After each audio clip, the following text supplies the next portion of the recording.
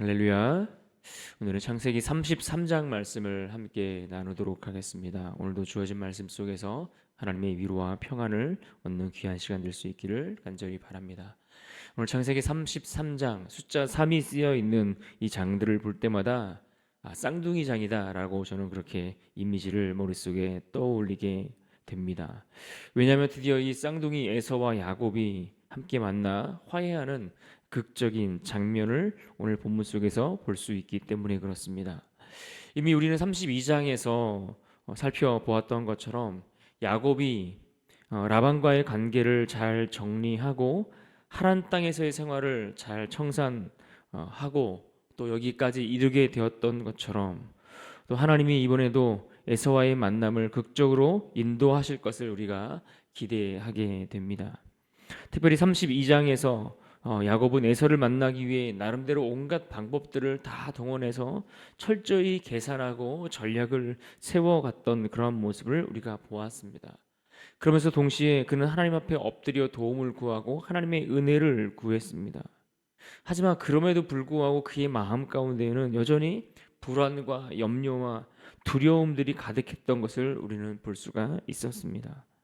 그래서 그는 가족이나 또 가축의 떼를 여러 떼로 나누어서 배치하고 그렇게 이동시키면서 또 종들에게 에서를 만났을 때는 어떻게 이야기를 하고 어떤 질문에 어떻게 말을 해야 할 것인지에 대해서까지도 철저하게 연습을 시켰음에도 불구하고 정작 야곱은 두려움에 그 앞으로 나아가지 못했던 것을 우리는 볼 수가 있었습니다.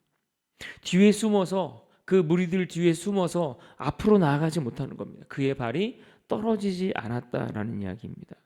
그런데 오늘 야곱의 모습이 그때 그 모습과는 조금 다른 모습을 우리가 발견하게 됩니다. 동일하게 400명이라는 많은 사람들을 이끌고 분명 에서가 자신을 향해 달려오고 있습니다. 그러한 에서를 지금 야곱은 바라보고 있습니다. 그러니까 달라진 상황은 아무것도 없다는 겁니다. 환경이 달라진 것도 아니고 문제가 풀린 것도 아니고 무엇 하나 변하거나 달라진 것은 아무것도 없습니다. 그런데 1절에 어떻게 오늘 말씀이 시작합니까? 1절을 봅니다. 야곱이 눈을 들어 보니 에서가 400명의 장정을 거느리고 오고 있는지라 그의 자식들을 나누어 레아와 라헬과 두 여종에게 맡기고. 여러분 보십시오. 분명 야곱에게 있어서 달라진 상황은 없습니다. 400명을 이끌고 에서가 달려오는 것 동일합니다. 그런데 1절에 보면 이 야곱이 어떻게 했습니까? 눈을 들어 보니라고 했습니다. 눈을 들어 보았다라는 이 표현은 바로 야곱이 보았다, 야곱의 눈을 가리키는 표현입니다. 야곱의 눈이 에서가 수백 명의 장정들을 이끌고 오는 그 모습을 야곱의 눈으로 보았다라는 말씀입니다.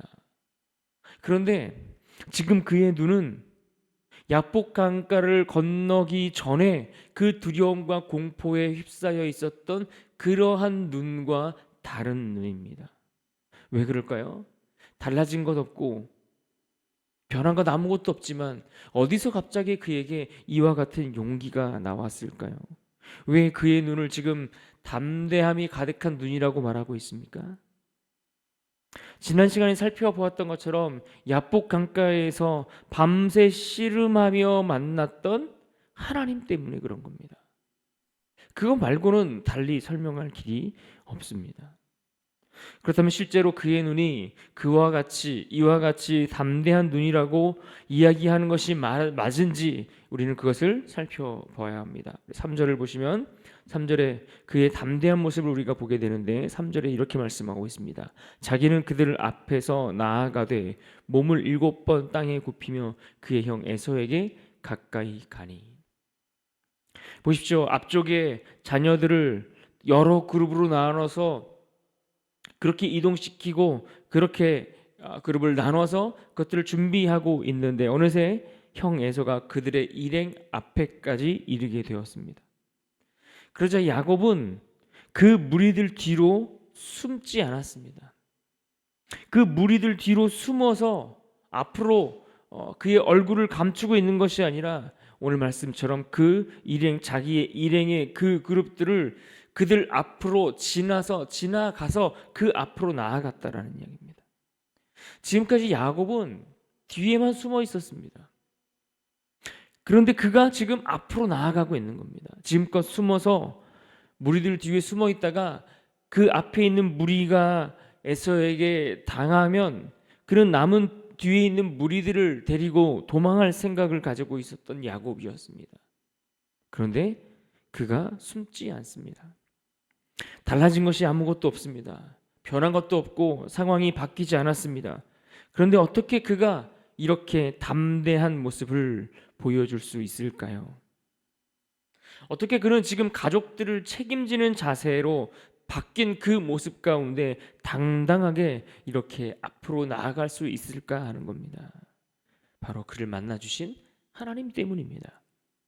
이제는 더 이상 그는 남을 속이는 자, 자신을 속이는 자와 같이 살아가는 야곱이 아니라 승리하는 자, 승리자, 이스라엘이라는 새 이름을 그가 얻었기 때문에 그런 겁니다. 그래서 그가 형 앞에 나아가서 이 에서를 만나자 야곱은 3절 하반절에 보셨던 것처럼 몸을 7번 굽혔다라고 말씀합니다. 7이라는 숫자는 당시 근동 사람들에게 절차상 완전을 의미하는 숫자입니다. 다시 말해 이 야곱이 형 에서에게 진심으로 지난 과거에 있었던 일들에 대해서 용서를 구하고 마음을 표현하고 있는 겁니다.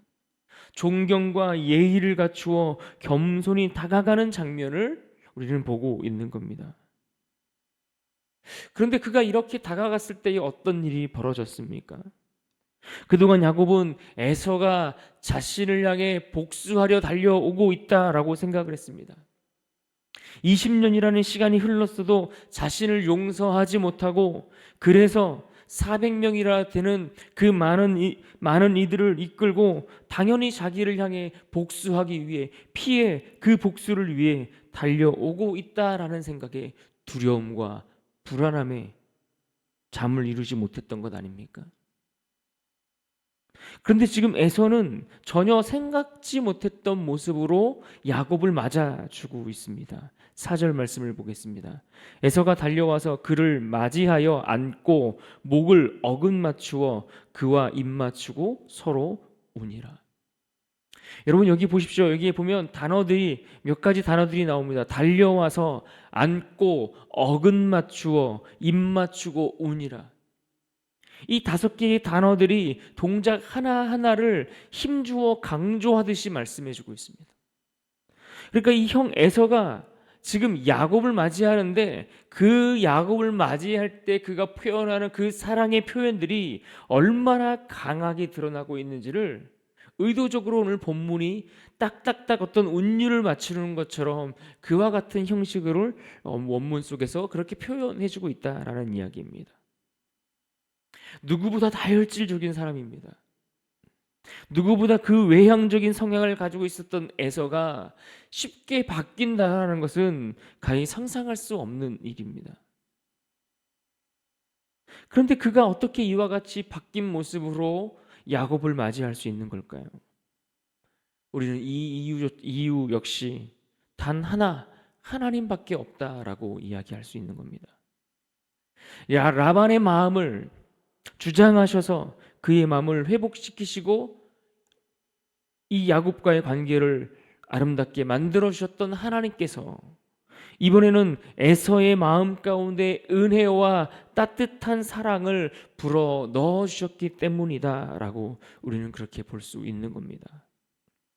하나님이 야곱에게 찾아오셔서 내가 너와 함께하고 내가 어디를 가든지 너와 동행하며 너를 지키고 보호해 주시겠다라고 약속하셨던 그 말씀이 야곱의 삶 가운데 그대로 드러나고 그 결과가 우리에게 보여지고 있는 것입니다. 하나님이 그에게 약속을 이루시고 계시는 겁니다. 이제는 그 야곱이 정말 에서와 함께 화해를 하고 이제는 그의 가족들을 소개하고 또 그렇게 아름다운 관계로 맺어가는 모습을 봅니다.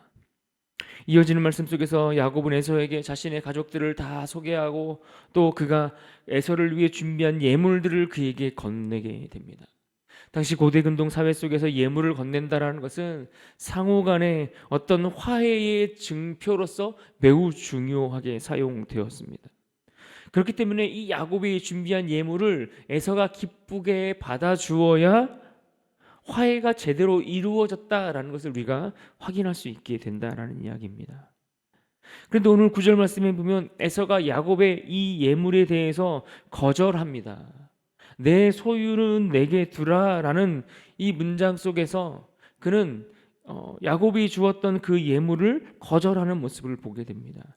그러나 이 내 소유는 내게 두라라는 이 문장이 명령형으로 쓰여지지 않았고 기원을 나타내는 간접 명령으로 쓰여졌음을 우리는 볼 수 있습니다. 그래서 이가 지금 야곱의 이 예물에 대해서 화해를 거절하고 있는 것이 아니라 그의 사과와 그의 용서와 그의 화해를 받으면서 또 정중하게 사양하고 있는 모습이다라는 것입니다.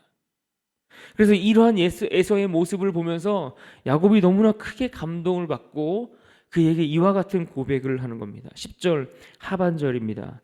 청하건대 내 손에서 이 예물을 받으소서. 내가 형님의 얼굴을 배운즉 하나님의 얼굴을 본 것 같사오며 형님도 나를 기뻐하심이니이다. 여러분 보십시오. 야곱은 지금 에서를 보면서 무엇을 본 것 같다고 했습니까? 하나님의 얼굴을 본 것 같다고 했습니다. 역시 이 문장을 보면서 우리는 역시 야곱은 참 꾀가 많아서 참 이렇게 아부하는 이런 표현을 참 서슴지 않고 행하는구나라고 이해를 할 수 있습니다. 하지만 이것은 그가 형에게 아부하는 그런 표현의 말씀이 아닙니다. 하나님의 얼굴을 본 것 같다. 그의 마음이 진심으로 그랬다는 이야기입니다. 이 말은 그에게 어떤 아첨을 하는 아부하는 그런 표현이 아니라 진심으로 그의 마음이 그러했음을 이야기하고 있는 겁니다. 왜냐하면 이 에서가 자신을 향해 분노하고 자신을 향해 피해 복수를 하기 위해 달려올 줄 알았는데 그 모습을 기대하고 두려움에 사로잡혀 있었는데 그의 얼굴은 복수와 분노에 찬 얼굴이 아니라 사랑과 용서와 화해의 얼굴을 하고 그에게 다가오고 있는 겁니다. 그러니까 그 모습을 보면서 무엇을 보았습니까? 아, 하나님이 하셨구나, 이것을 보았다는 겁니다. 그 형의 모습을 보고 그 형의 얼굴 속에서 진심으로 묻어나오는 그 사랑의 모습을 보면서 아, 하나님이 지키셨구나, 하나님이 이 일들을 이루시고 행하셨고 여기까지 인도해 주셨구나, 그 모습을 보았다라는 겁니다. 불가능할 것 같았던 그 상황들, 말도 안 되는 그 상황이 완전한 반전을 이루고 그 반전을 이루는 그 모습 속에서 아, 하나님이 베푸셨구나, 하나님이 하시는 일들이구나, 하나님이 해가신 일들을 보았다라고 그 고백을 야곱이 에서 얼굴을 보며 그 앞에 그 고백을 하고 있는 겁니다. 하나님이 하셨습니다. 하나님이 형의 마음을 그렇게 감동시키셨습니다 라는 그 뜻을 사실은 표현하고 그 고백을 드리고 있다라는 이야기입니다. 그렇게 형과 화해를 마치고 난 이후에 에서는 그가 원래 머물러 있던 세일 땅으로 돌아가게 됩니다. 그러나 야곱은 짐승들과 또 가축대의 상황들을 고려해서 또 가족들의 상황들을 고려해서 그는 숫곳이라는 곳에 머물게 됩니다. 물론 그가 가야 할 최종 목적지는 헤브론입니다. 왜냐하면 그곳에 그의 아버지 이삭과 리브가가 살고 있기 때문에 그렇습니다. 하지만 그는 당장에 숫곳에 잠시 머물게 됩니다. 17절 말씀을 봅니다. 야곱은 숫곳에 이르러 자기를 위하여 집을 짓고 그의 가축을 위하여 우릿간을 지었으므로 그 땅 이름을 숫곳이라 부르더라. 우리 이 대목에서 좀 한 가지 아쉬운 야곱의 모습을 우리는 다시 한번 접하게 됩니다. 왜냐하면 그가 지금 숫곳에 머물러 있는 이유를 이야기를 하면서 지극히 인간적인 이유만을 대고 있기 때문에 그렇습니다. 방금 읽었던 17절 말씀에 보시면 자기를 위하여 또 가축을 위하여 라고 표현합니다. 자기 이유를 위하여 가축들을 위하여 집과 우리를 짓겠다라고 이야기를 하고 있지만 그가 이곳에 머물러 있는 이유에 대해서 그 어떤 이유도 그 이유 가운데 그 어느 것이 하나님과 관련된 어떤 신앙적인 고백과 이유가 이 안에 담겨져 있지 않기 때문에 그렇습니다. 게다가 이어지는 18절 이후의 말씀들을 보면 그 이후에 야곱은 베델로 올라갔거나 헤브론 땅으로 바로 올라가는 것이 아니라 세겜이라는 곳에 이르러 그곳에 정착하게 되는 것을 볼 수 있습니다. 그곳에서 땅을 사고 그곳에 머물러 그가 살게 되었다라는 이야기입니다. 무슨 말입니까? 야곱은 분명 하나님께서 자신을 가나안 땅으로 하나님이 약속하신 그 고향으로 돌아오게 하시면 내가 하나님 앞에 이것을 행하겠습니다라고 약속하고 서원했던 것들이 있습니다. 하나님은 분명 그에게 약속을 지키고 그에게 약속하신 그 말씀들을 이루어 가시고 그것들을 이행해 가고 계시지만 야곱은 아직까지도 하나님의 그 약속에 대해서 반응을 하는 것들이 또 순종하는 모습들이 온전한 모습을 보여주지 못하고 있더라는 겁니다. 이러한 야곱의 모습을 보면서 과연 지금 야곱이 누리게 되었던 이 평안과 이 안식과 이 쉼이 과연 얼마나 유지될 수 있을까라는 의문을 갖게 됩니다. 그리고 실제 야곱의 인생에 그가 이 땅 세겜에 머물러 있는 그 날수가 점점 길어지면서 그의 인생에는 또 한 번 큰 위기가 다가오는 것을 우리는 앞으로 살펴보게 될 것입니다. 하나님 앞에 그가 온전히 반응하여 순종해야 할 것이 있지만 아직까지도 그것을 온전히 순종하기에는 조금 부족한 연약한 야곱의 모습을 우리는 볼 수가 있는 겁니다. 그러므로 오늘 우리는 이 말씀을 좀 붙들면 좋겠습니다. 10절 하반절에 드렸던 이 말씀입니다. 내가 형님의 얼굴을 배운즉 하나님의 얼굴을 본 것 같사오며 형님도 나를 기뻐하심이니이다.